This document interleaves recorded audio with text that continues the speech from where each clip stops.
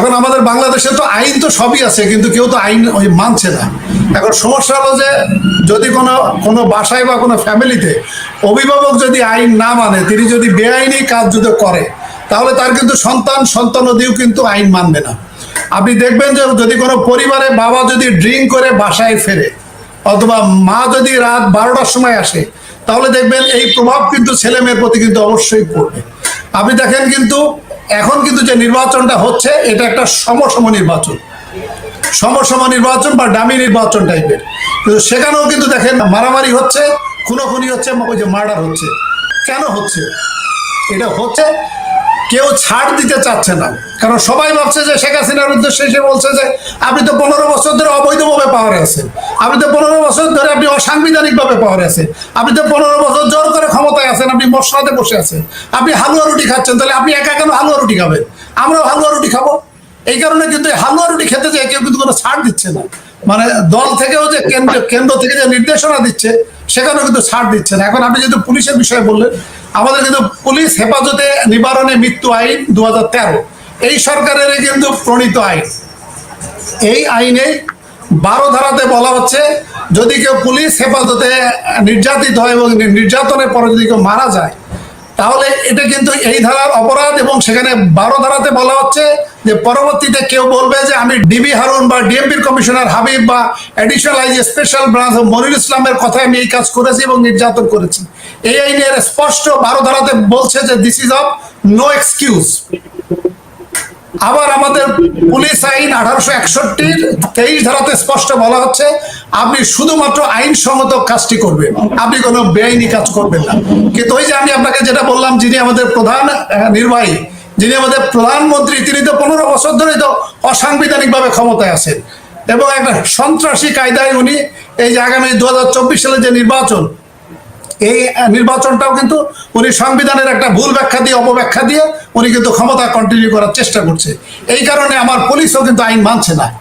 কারণ আপনি দেখেন যে ডিবি হারুন যে গতকাল যে কাজটি করেছে, আপনার নীলক্ষেতে ছাপাখানায় যে ছাপাখানার মালিক ডাক্তার সাহেবকে আটক করেছে এবং 50,000 লিফলেট উদ্ধার করেছে। তাহলে ডিবি হারুন কোন ক্ষমতা বলে এই 50,000 লিফলেট উদ্ধার করতে গেল? কারণ এটা তো কোনো বেআইনি না। কারণ আমাদের সংবিধানের আর্টিকেল 37, 38, 39 স্পষ্ট বলা হচ্ছে আপনার সমাবেশের স্বাধীনতা, আপনার সংগঠন করার স্বাধীনতা এবং আপনার ফ্রিডম অফ এক্সপ্রেশন। তার মানে ওই যে 62টা দল নির্বাচনে যাচ্ছে না, তার মানে এটি তাদের একটা লেজিটিমেট রাইট। তারা বলছে যে আমরা নির্বাচন বর্জন করলাম। কেন বর্জন করলাম? এটি একটা ডামি নির্বাচন, এটি একটি প্রহসনের নির্বাচন, এটি একটি অসাংবিধানিক নির্বাচন। তাহলে সেই ক্ষেত্রে তার নেতাকর্মীদেরকে তারা বোঝাচ্ছে লিফলেটের মাধ্যমে, তোমরা এই দামি নির্বাচনে আসবা না। সেই ক্ষেত্রে আমাদের দেখেন হারুন সাহেব দেখেন প্রকাশ্যে মিডিয়াতে এসে কিভাবে সে ভুল ব্যাখ্যা দিচ্ছে। সে বলছে যে ইলেকশন কমিশন একটি সাংবিধানিক প্রতিষ্ঠান এবং ওনারা যে কথাগুলো বলবে এটা সংবিধানের মতো কাজ করবে, মানে সংবিধানের স্পিরিটের ব্যাখ্যা ওনারা দিবেন। সাংবিধানিক প্রতিষ্ঠান বলতে কি বোঝায় ফখরুল ইসলাম, আমি আপনার মাধ্যমে একটু জনগণকে অবহিত করতে চাচ্ছি।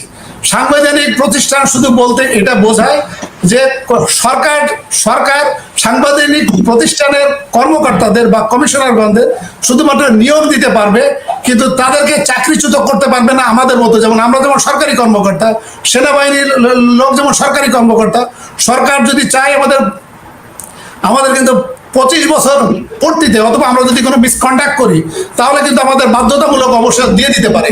কিন্তু সরকার কিন্তু এই সমস্ত কনস্টিটিউশনাল অ্যাপয়েন্টমেন্ট হোল্ডারদেরকে সে কিন্তু বাধ্যতামূলক অবসর বা তাকে পদত্যাগ করতে বাধ্য করতে পারবে না। তাদের পদত্যাগ করার বাধ্য করার ক্ষেত্রে সংবিধানের আর্টিকেল 96 এখানে বলা হচ্ছে যে বিচারপতিদের যদি কোনো মিসকন্ডাক্ট করে, অসদাচরণ করে, তাহলে তাদেরকে যে প্রক্রিয়ায় চাকরিচ্যুত করা হয়, একই প্রক্রিয়ায় এই সাংবিধানিক প্রতিষ্ঠানে যারা কর্মরত তাদেরকে একই প্রক্রিয়ায় চাকরিচ্যুত করবে। এই কারণে বলা হচ্ছে এটা সাংবিধানিক প্রতিষ্ঠান। কিন্তু এর অর্থ এই নয় যে ওনারা যে ব্যাখ্যাটা দিবেন সেটাই সংবিধানের ব্যাখ্যা। সংবিধানের ব্যাখ্যাকারী হলো শুধুমাত্র, আই রিপিট, শুধুমাত্র আমাদের সংবিধানের আর্টিকেল 106। এটা সুপ্রিম কোর্টের অ্যাপিলেট ডিভিশন সংবিধানের যে ব্যাখ্যাটা দিবে, এই ব্যাখ্যাটাই হলো রাইট ব্যাখ্যা, সঠিক ব্যাখ্যা।